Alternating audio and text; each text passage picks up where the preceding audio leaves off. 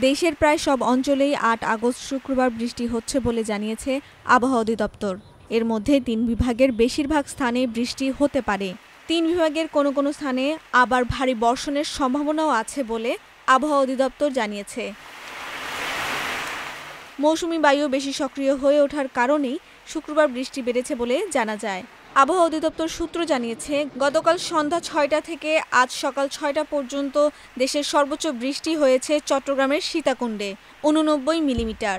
৮ August রাজধানীতে এই সময় বৃষ্টি হয় ২ মিলিমিটার। রাজধানীতে ৬টার পর থেকে বৃষ্টি বেশি হয়েছে।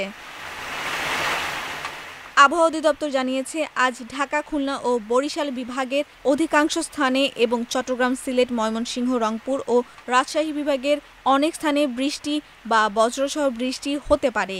এর মধ্যে ঢাকা, খুলনা ও বরিশাল বিভাগের কোনো কোনো স্থানে ভারী বৃষ্টি হতে পারে। এছাড়া শনিবার থেকে বৃষ্টি একটু কমে আসতে পারে, তবে বৃষ্টি বাড়তে পারে উত্তরাঞ্চলে।